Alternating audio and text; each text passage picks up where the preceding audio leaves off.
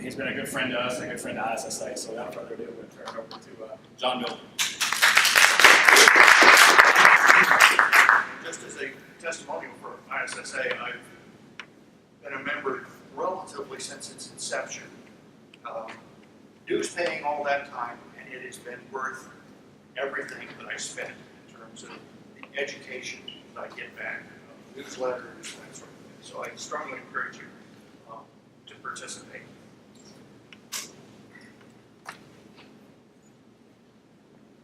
We're always supposed to tell something about ourselves. And so I'm a double E by degree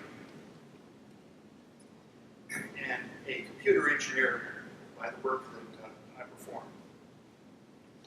My work has been for U.S. Army and in Spaywar Atlantic for most of my career.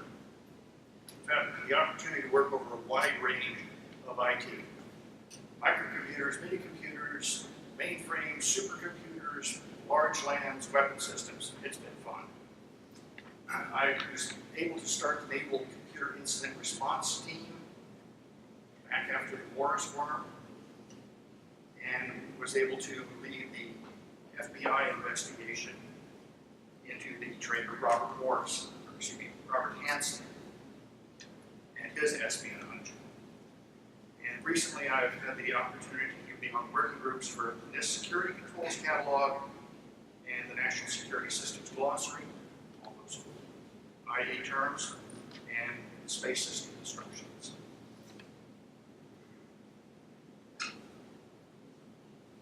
Since we're here doing education, I have to do the education thing, talk about trigger warnings. And so we've got some adult themes and content and images that involve violence, deception, death, sex, and for those people who can tolerate it, but it might conflict with your belief system and science. Clearly, these are my thoughts and opinions, not those of my employers, and you can have your opinions and your version of the facts too. I'll be discussing information, vulnerabilities, and their potential for exploitation, and whether information should or should not be exploited, I leave to the press and the politicians. I'm going to hit some overarching concepts that involve IA, delve deep into transmission security and some of its objectives, and then also hit some metadata trends. First, we'll start with exploitation behavior. All life forms use information from their environment. The single-celled euglena has a little eye spot on it, showing up, that indicates where light is. It can follow that so it can do its photosynthesis thing.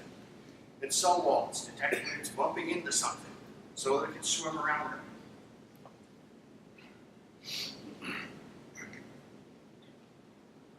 Your dog uses what's called individual learning, which is different than the genetically encoded learning that we've seen some animals use. And your dog is smart enough to figure out when dinner is going to be served.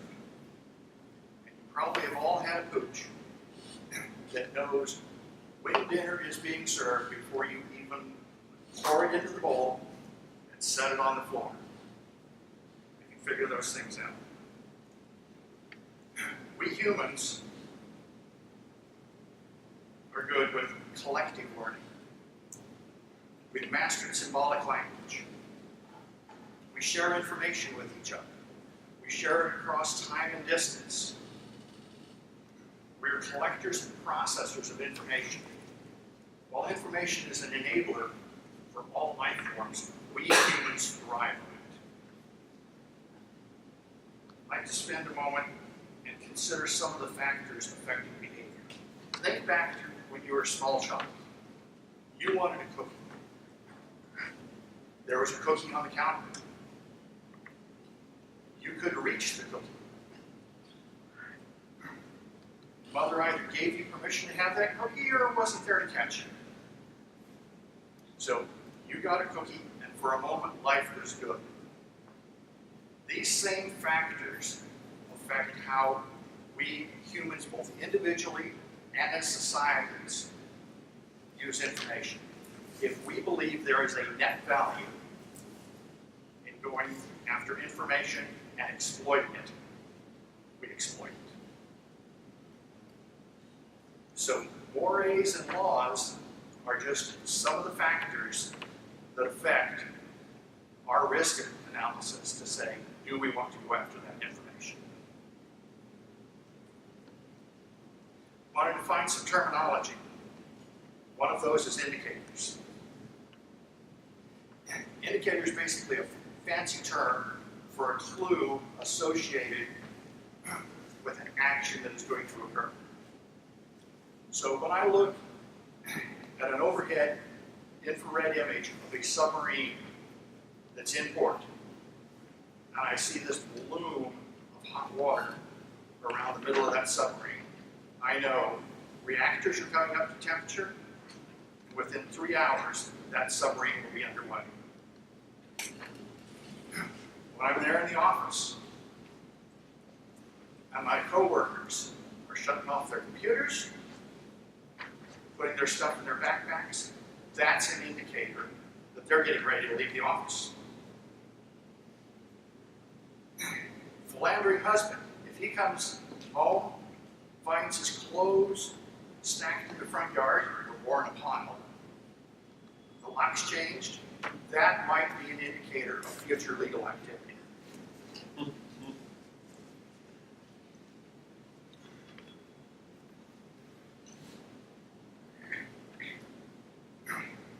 The DoD has this concept called operational security, where we identify assets, vulnerabilities associated with information flows, and countermeasures. But that's just, there in DoD. But whenever you're preparing to take an action, you often give an indication of the action you're going to take. Poker players talk Mattel in the body language of their opponents. Martial arts experts look into the eyes and track those to see what their opponent's likely going to do. Activities involving operations are often associated with the transmission of information, since we humans often communicate before we take group actions. Transmission security are these measures or security controls applied to transmissions in order to prevent interception, disruption of reception, communications deception, and derivative intelligence by analysis of those transmissions. Look at the signal parameters or message externals to gather that. So TRANSEC is this field of communication security that deals with the security of the communications transmissions, not the information that is within the transmission itself. So when we think of TRANSEC, it's often been associated with radio, but the principles apply to many communications medium. So again, we're dealing with the act of transmission itself, and that's typically layers 1 and 2 of the protocol stack, not the higher layers where the information itself resides. The classic security properties apply to the act of transmission. Signals intelligence threatens confidentiality. Signals intelligence is something an adversary is going to be doing. And it involves communications intelligence, electronic intelligence against things like radars, where we want to understand how those somebody wants to understand an adversary radar, and foreign instrumentation intelligence against telemetry. Often when programs are building new aircraft, missiles, that sort of thing, they'll put telemetry on them so that they can downlink information. Most of us live or work with people who have smartphones. If you can listen to a ringtone attack to an individual, you've been doing signals intelligence. Electronic attack are threats to the integrity and availability of information, that transmission. So that typically involves things such as jamming or spoofing of the signals. Now, traffic analysis is a sub-discipline of signals intelligence. When there's communications, there's going to be communications patterns that are the byproduct of those communications. Traffic analysis exploits those signal patterns. You all should have one of these pieces of paper. So we're going to be doing an exercise, and you will become traffic analysts. You're going to use your skills to analyze the data from 3 nodes of network. This network uses really big packets called commercial aircraft. Our analysis is using commercial aircraft because there is no expectation of privacy on the movement of those aircraft. Consider the aircraft as really big messages. Like encrypted messages, we can't see what's inside those aircraft, but we can analyze the traffic.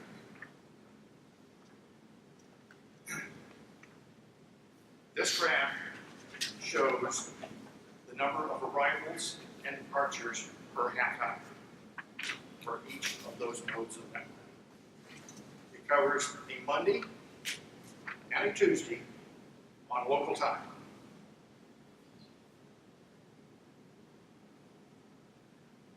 The nodes are for Charleston, London Heathrow Airport, and Memphis.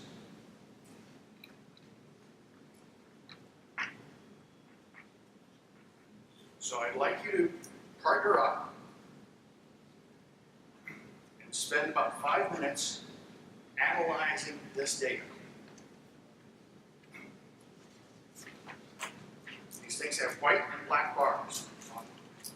Figure out which ones of those, the white or the black, represent arrivals, and which ones represent departures.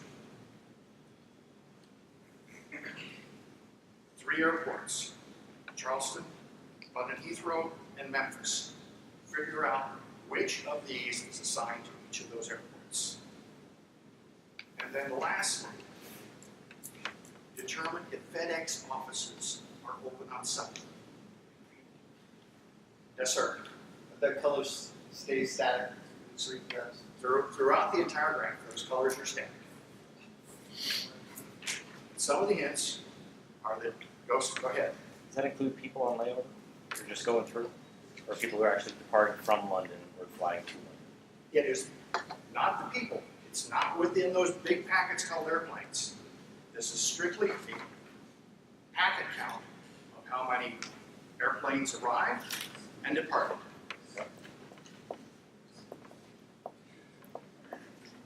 People are diurnal, conservation of mass applies to aircraft, and Memphis is where packages change planes. If there aren't any more questions, start your computational engines. Yeah.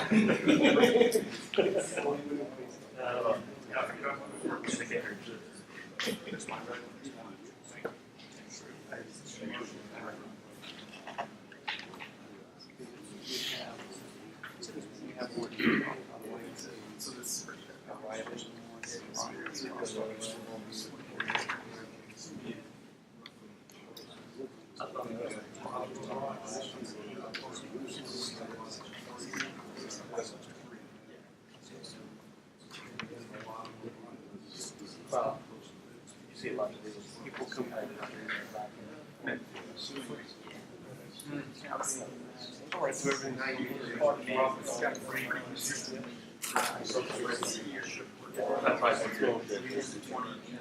that's why it's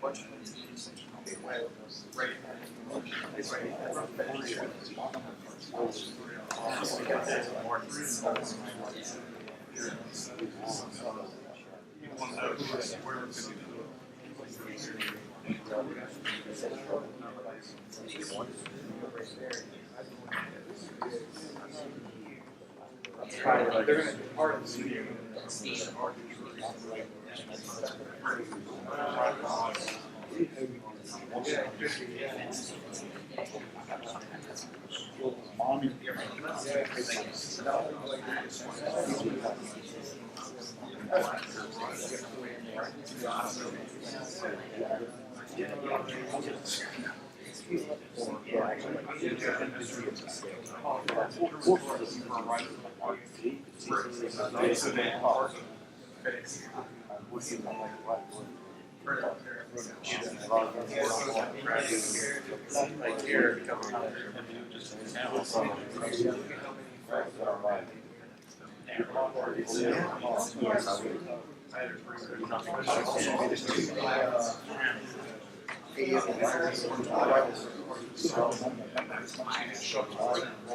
Oh, yeah,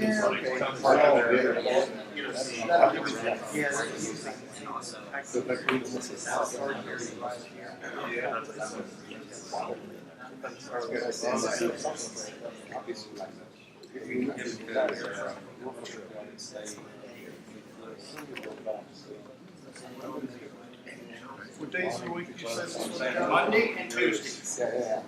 Local time. Everyone of the three graphs starts on Monday. When did the night?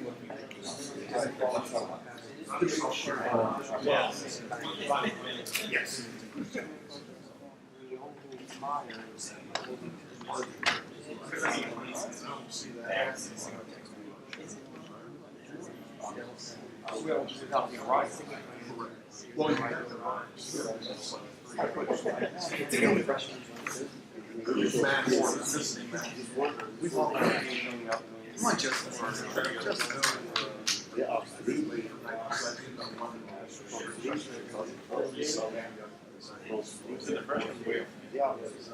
Memphis.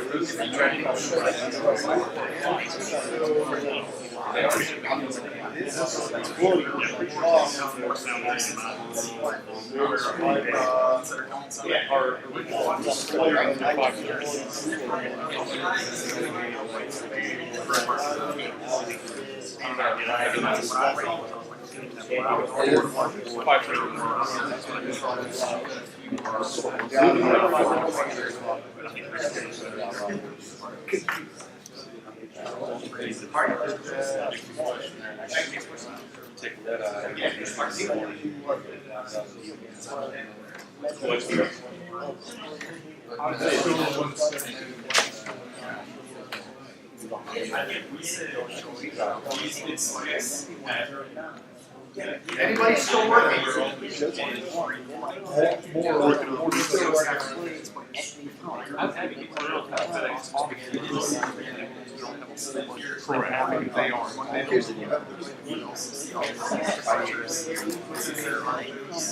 That's good. I don't know about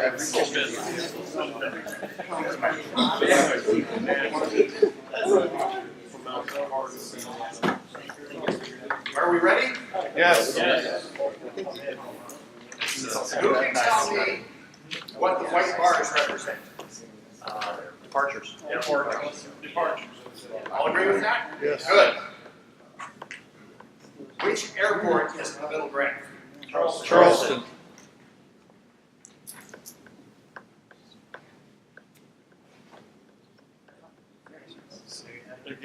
So did everybody agree with that? Yes. Yes.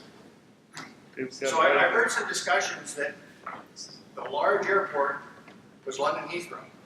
Yes. And if you look at that, you can observe that it's operating fairly much at capacity throughout its operating hours. Charleston, you correctly observed, is a small passenger airport. Memphis is that moderately sized, primarily cargo airport operating at night. And if you look closely in that graph, you can also observe some of the passenger flights, primarily because for about the hour and a half difference of when some flights arrive and when some flights leave, gives them ability to change planes at that location.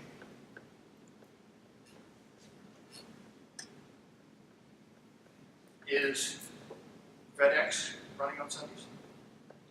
It is in Memphis. There's a few They're, things. they're receiving stuff at a. But the field offices Are closed. Field offices are closed, Yes. their depots open, pushing stuff. and you can kind of come to that conclusion. Because if you look there in the blue boxes, which are the cargo flights departing either Monday or Tuesday morning, there's none that are departing on Monday morning, which means that there weren't any planes coming in with cargo on Sunday to be sorted, which means they didn't leave the field offices Sunday evening. So yes, you were able to deduce that information. So in this example, we used just traffic volumes and times to identify the network nodes, infer a network capacity constraint, and draw conclusions about one of the network users' business processes. And we did this without examining the contents of any of the packets, primarily just from looking at transmission. Now let's shift from these really big packets to some smaller ones that you're all familiar with. That's called snail mail. For over a century, the U.S. Postal Service has operated a service called mail cover. Any law enforcement agency can come in to the post office, drop off a form and say, I want to have a mail cover for such and such an individual. And the post office will record the message externals associated with whatever mail is going to and from that user. Courts, for over a century, have determined that there's no expectation of privacy on mail externals. So, what can we pick up in the way of information from one of these letters? First, we know that there is a transmission. There's a letter. We can identify the source and the destination of that transmission. We can determine the physical location of that. In other words, it's right there in the address field. And then we can look at the volume of the transmission and determine whether it's likely to be a letter or a gift from Santa Claus.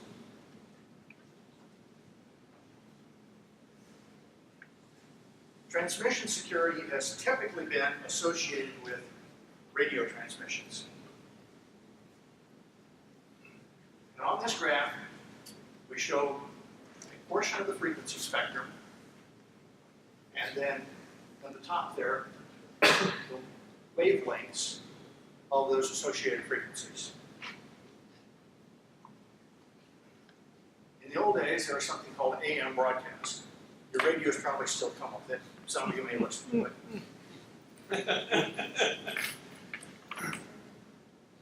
For many years, until they had those fancy things called satellites, communication between continents through RF occurred in HF bands because those supported skywave reflection off the ionosphere. VHF supports that FM on your car radio, and then we go up in frequency to about right there, 2 and 5 gigahertz, which is where you're going to find your Wi-Fi and Bluetooth communications. And they're trying to open up some additional frequencies up there in around the 20 gig range for Wi-Fi. Some of the properties associated with this is at the lower frequencies, you get good long-distance communication around the Earth. Higher frequencies, it's very much line of sight and tends to be blocked by obstacles like walls and that sort of thing. But at the higher frequencies, you've got more frequency space and you can get more bandwidth signals. In the early days of radio, they used what was called spark gap transmitters, which is really what the name implies. When you got an arc, you got an E field off of that could be propagated. If you've ever had that old-fashioned AM radio on, or that old-fashioned TV, and you turned on an appliance, and you saw static on the screen, and heard that speed of the motor, that was a primitive spark gap transmitter.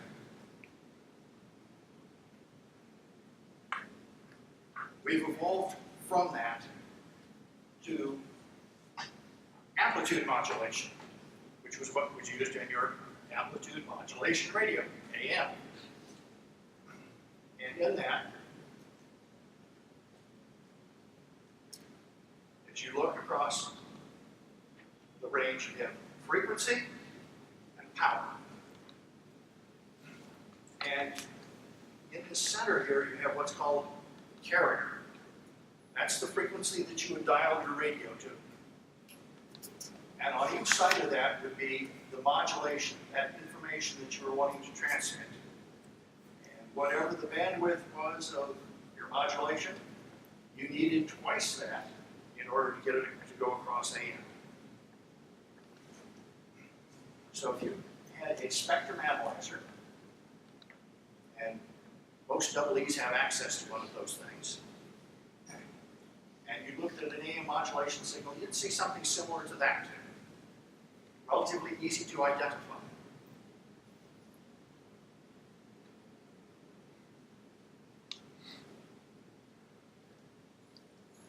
Frequency modulation will have a characteristic on the spectrum analyzer that looks like that. Same thing for phase modulation.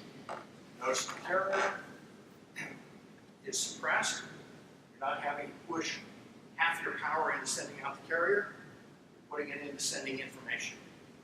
Because it's frequency modulation, it's also nicer to listen to. Phase modulation, you can get more data through it because you're looking at phase payments. Now tonight we're blessed with 2 new guests, and they're going to be serving as our guest transmitters. And so I would like you to close your eyes and listen carefully as transmitter 1 and transmitter 2 send you a message from one of the early pioneers of communication, Thomas Edison. Close your eyes and listen carefully. Mary had a little lamb, his fleece was white as snow, and everywhere that Mary went, the lamb was sure to go. Transmitter 2, please. Mary had a little lamb, his fleece was white as snow, and everywhere that Mary went, the lamb was sure to go. Open your eyes, please.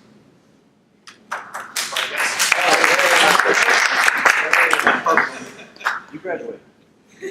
Was there any difference in the message that was communicated by transmitter 1 or transmitter 2? No. Could you tell any difference in the transmission? Yes. Yes. What was that? Give me some examples. Tone. Okay? Enthusiasm. Cadence.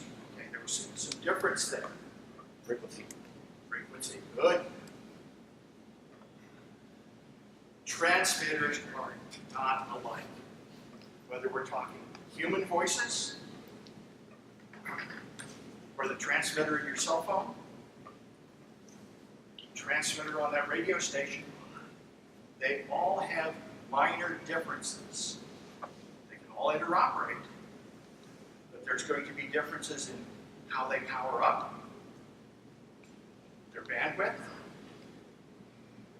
some of the waveforms, and that sort of thing. So that's one of the things that you can use to identify a source of transmission, is what is the difference between that transmitter and another transmitter.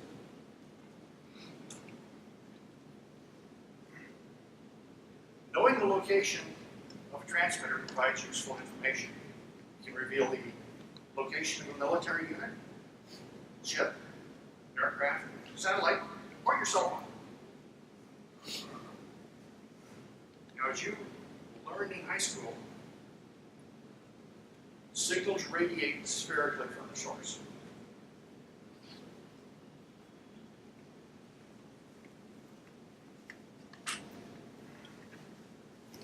And so, if you have some directional antennas up and out there, you can use that to provide a line of bearing back to the source of the signal.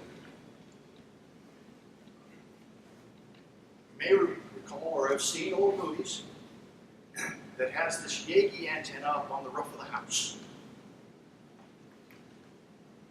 It's kind of cone-shaped, had a number of different elements on it. It was directional antenna. If you wanted good TV, you had to point it at the transmitter. Same property applies. If you use a directional antenna, you'll get your maximum signal strength when the directional antenna is pointed at the source. If you have a number of different direction finding sites, you can use those for where their lines of bearing intersect. And you'll get a circular error probability that tells you where that transmitter is.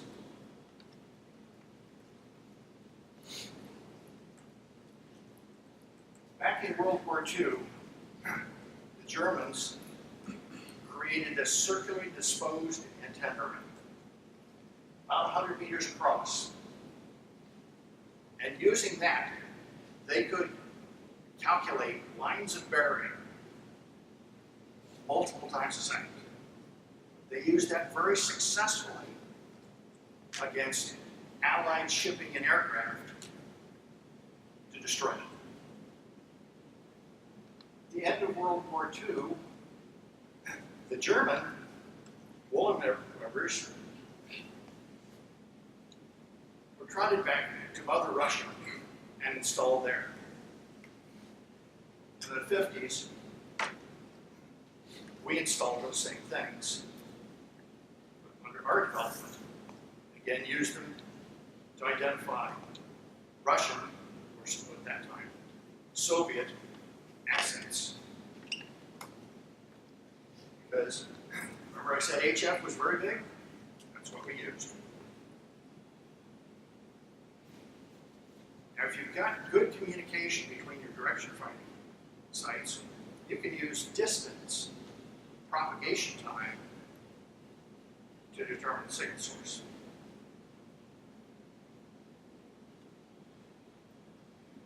You've probably all done this trick of being there in a thunderstorm, and you're seeing the flash of lightning, and then you're counting the seconds to where you hear it bang, that thunderclap.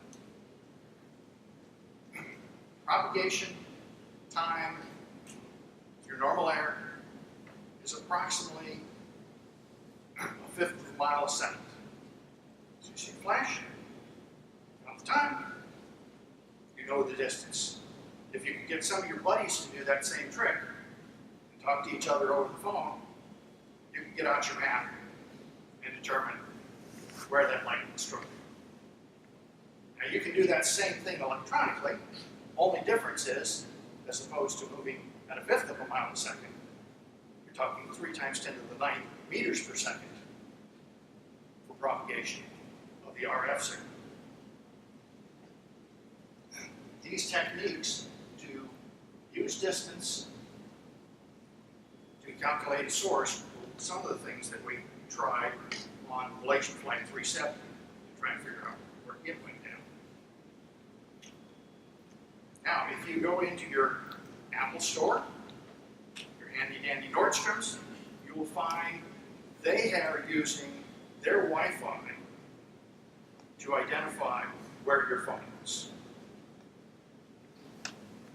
Similar calculations, only they typically run somebody around the store and just profile the signal strengths and time. But they can do that to approximately 5 meter accuracy off your Wi-Fi signal. Vendors are trying to get other higher frequency transmitters into your cell phone so that they get that down to approximately 10 inches.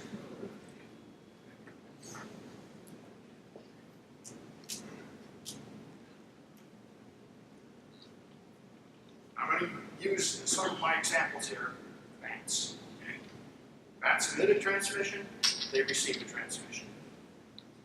So they use echolocation to track their prey or prey location. When a fly is on a flat surface, or even a surface for that matter, bats cannot distinguish between where the fly is and anything else. It can't detect the sound that a fly makes as it's traveling across the surface. But flies are a large portion of the gnat or bat's diet. Most of that consumption occurs when the fly is in flight. But when flies are mating, they cling to a surface. The mating fly's wings flutter at a 40 kilohertz tone 120 times a second. The gnat or bats have identified that that's a unique signal. It's a unique signal that's an indicator. The flies are transmitting at a high frequency, which enables good positioning. And the flies keep transmitting. End result is when the bat says, I'm going to attack, it will typically pick up both flies for dinner over 94% of the time.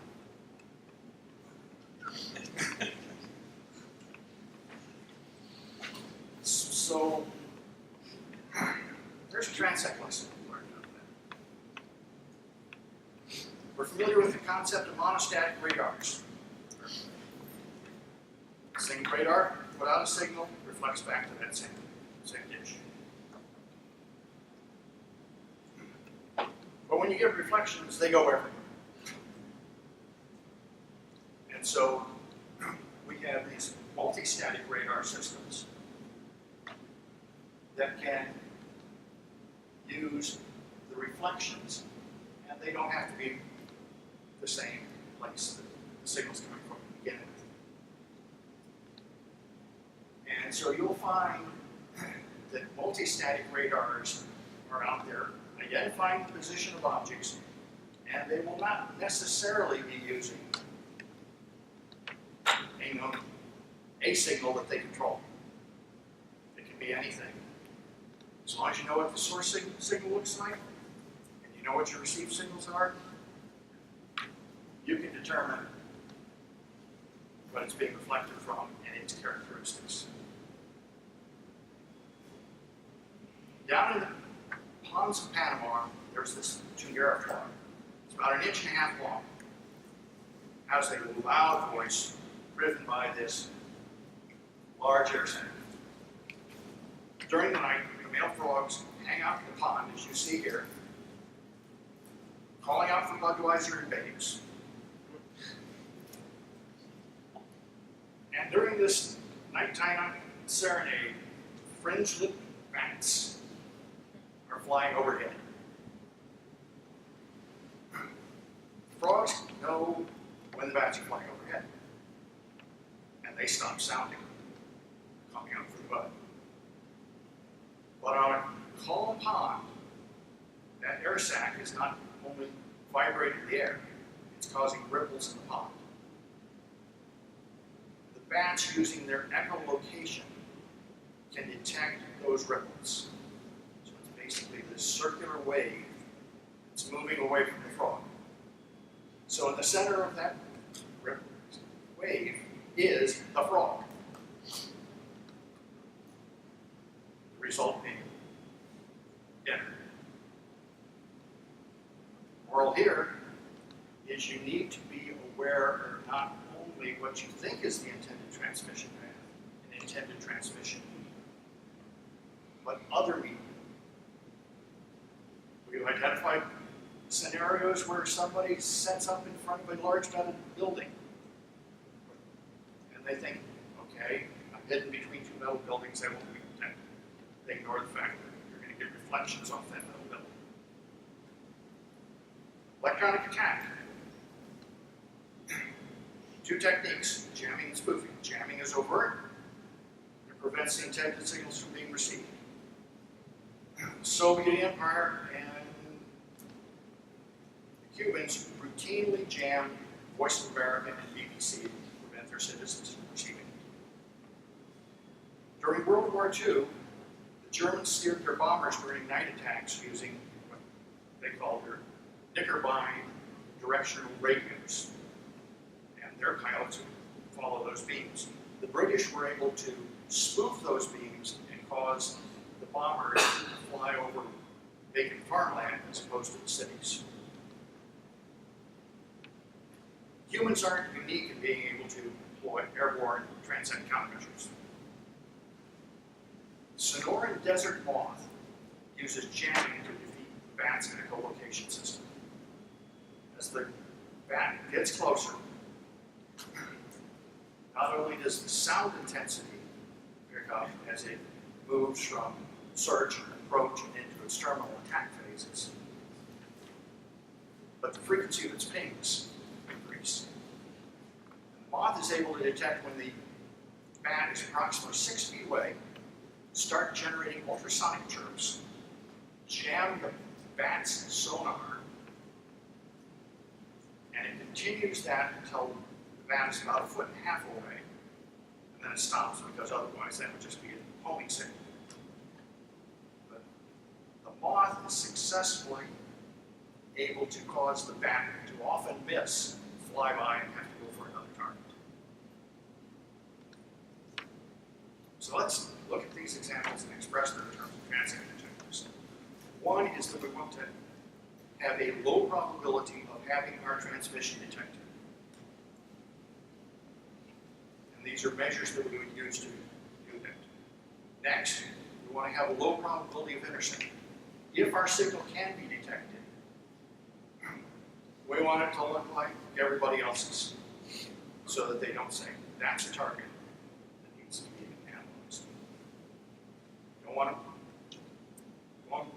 to be special. Just be yourself applies for dating. It doesn't apply for TRANSEC. Want to have some anti-signal fingerprint. We showed that transmitters can vary. So you want to do things that are going to make your transmitter look like all the rest of your transmitters, and ideally like that, make everybody else's transmitter. Analog SIG transmitters tended to have a lot of variation. You don't get that as much with digital systems, but there still is some variation that's caused by differences in the analog systems or timing differences in the digital systems. You want to have a low probability of positioning. You don't want the adversary to know where you are. Back when I was in the Army running a small signal unit, the guidance I was given is if the war starts, my life expectancy was approximately 3 minutes, because the Soviets would be able to identify where my signals were coming from and put artillery on target.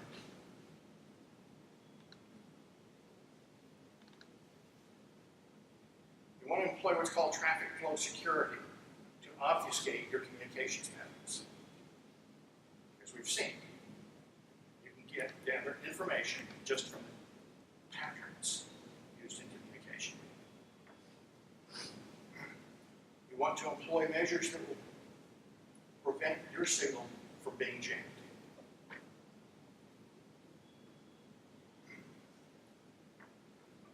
If you're on the receiving end, you want to make sure that you're getting the signals that you want and not spoofed signals.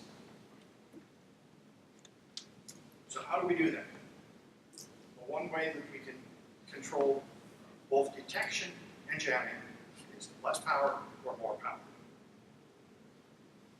Okay, don't balance out real nicely. And also, if you're trying this at home, most countries have laws limiting the amount of transmitter power that you can have. Steve. The flash can move at the speed of light to avoid being detected and targeted. It prepares to move by you literally in a flash. Your data can do the same thing by being sent as a short burst of communication. In the late 70s, our embassy in Moscow was sending out its IBM Selectron typewriters for local repair. The Soviets helped us. They repaired them. They also put an implant in those typewriters that would record a few keystrokes,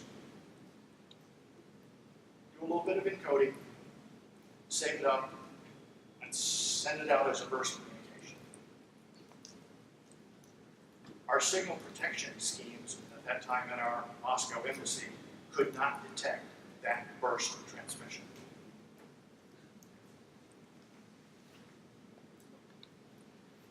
So again, to prevent your signals from being, or the transmissions from being detected and identified, then you want to basically not do that.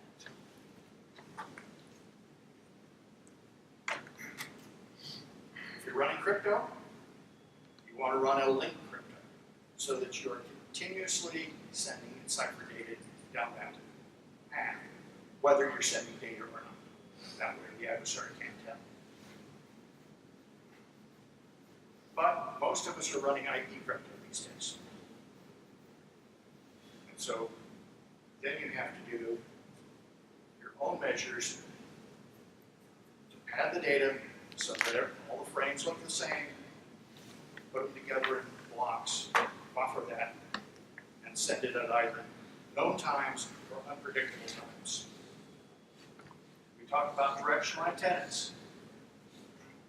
You want to have the main lobe of your transmission coming off a directional antenna, going to the receiver, and both of them pointed in the same direction. Most directional antennas, and what I've showed here is what you typically get off of a dish antenna, have that primary lobe and then secondary lobes. In between those lobes, you've got signal doubles, where you're not pushing out any power and you're not receiving any power. So, if possible, and if you know where the adversary is, position your antennas so that they're in the lobes. And that provides both low probability of detection, interception, positioning, and similarly for the jam characteristics. If you're into Wi-Fi these days, or cellular telephones, you'll see this term multiple in, multiple out. There are multiple antennas and receivers built into that one box. And they do automatic beam steering towards the good signals and beam steering away from the unintended signals. So if you're putting up a Wi-Fi or deciding that you're going to build a cellular network, you want to put multiple in, multiple out in what you buy.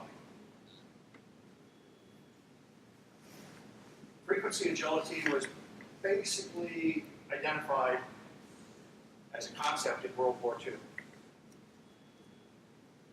There's two forms of that. By frequency agility, you're constantly moving your transmitter frequency. So the simplest of those is what's called frequency hopping.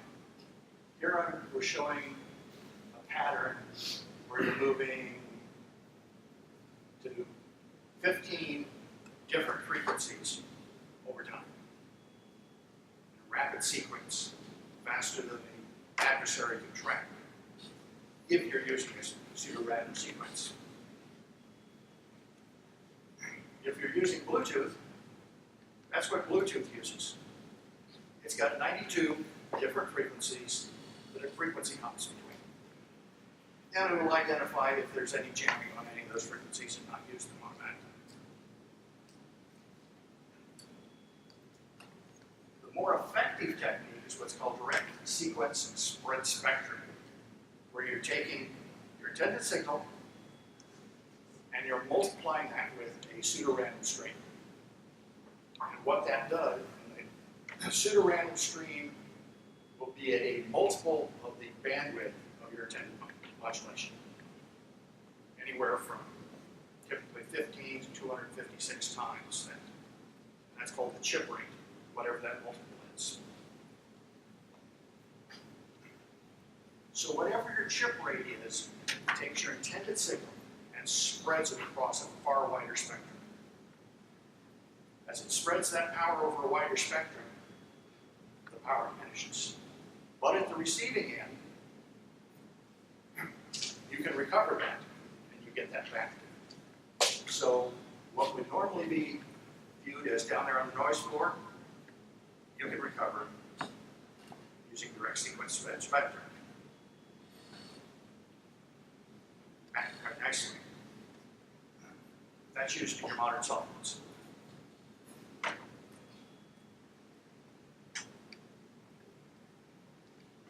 We talked about directional antennas, but directional antennas aren't always that directional.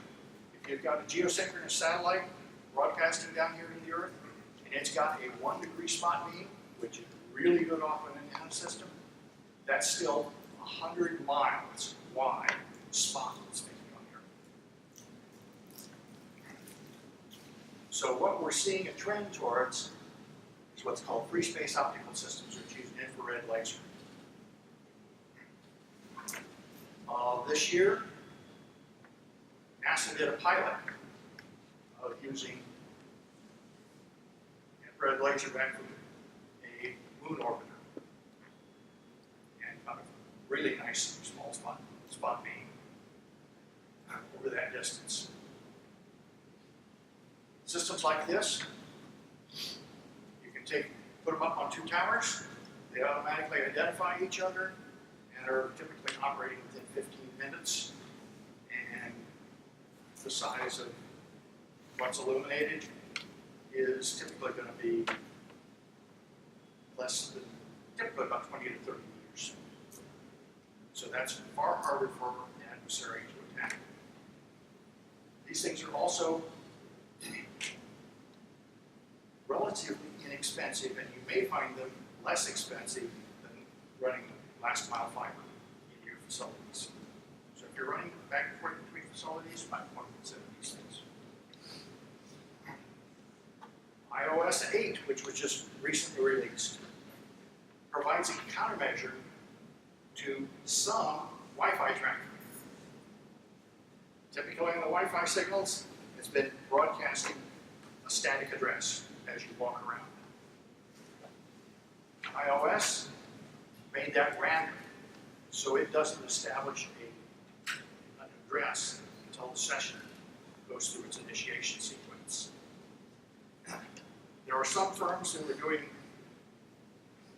let's say, tracking, selling a service to stores to track your movements in proximity to those locations. they've dropped over 50% of the client base and their employees because of iOS 18. We've got vehicle-to-vehicle communication that's the big trend. Your vehicle is going to be communicating with all the other vehicles around it and all of the roadside services that are being operated. So they're going to know what your vehicle identity is, how fast it's traveling, where it's traveling, etc. Is there any difference between where your vehicle is and where you are?